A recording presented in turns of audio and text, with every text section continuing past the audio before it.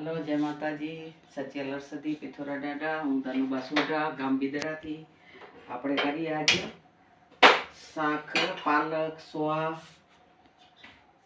આ પાલક, આ લીલી સોવા છે, આ મેથી ધાણા, આ કૂટેલો લસણ છે. હવે આપણે નાખી દઈએ તેલ.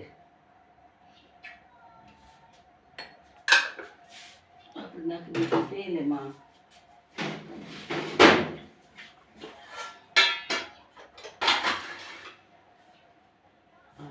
લીલા લાલ મરચા છે, ધાણા કૂટેલા, હળદર, નમક. હવે આપણે વઘારીએ શાક.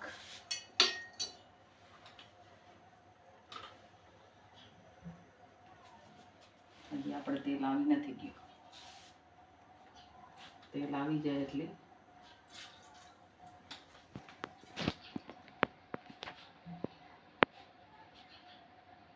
નાખી દીધા રાઈ જીરો.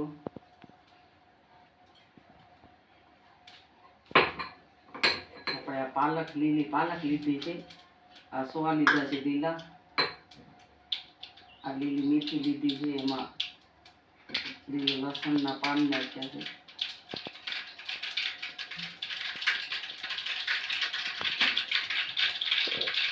આપણે તેલ આવી ગયું છે, નાખી દઈએ ખાંડેલો લસણ.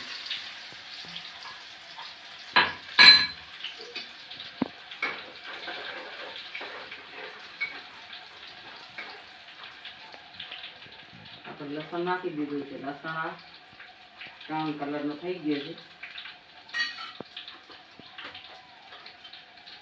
હવે આપણે નાખી દઈએ એમાં અડધી ચમચી જેવી હળદર,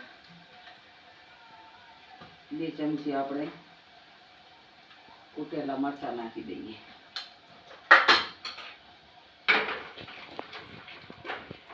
હવે કૂટેલા મરચાંને આપણે આવી રીતના કરી દેવાના છે.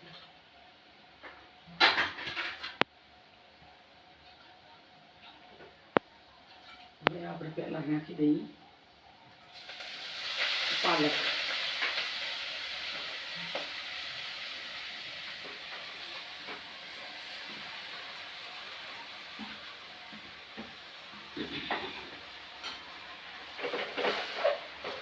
પાલક નાખી દીધી છે. એમાં આવી રીતના કરી અંદર નાખી દઈએ આપણે સોવા, લીલી સોવા નાખી દઈએ.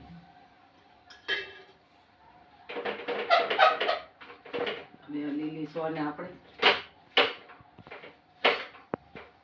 આવી રીતને ભૂંજી દીધી છે.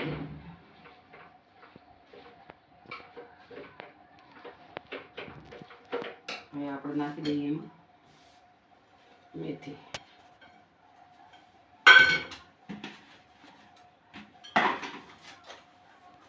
એમાં નાખી દઈએ આપણે સ્વાદ પૂરતો અડધી ચમચી મીઠો, 1 ચમચી જેટલા ધાણા. આપણે જોઈએ છે તીખો એટલે આપણે લાલ મરચી 3 ચમચી નાખી દીધી છે.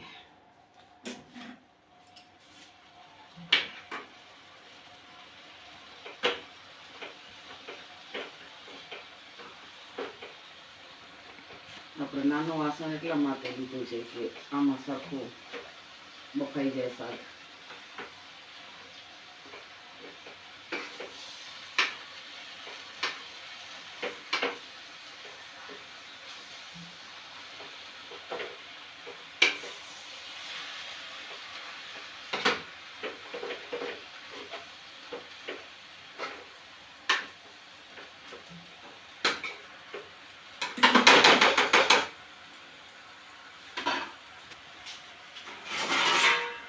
રાખી દઈએ આપણે પાણી માથે.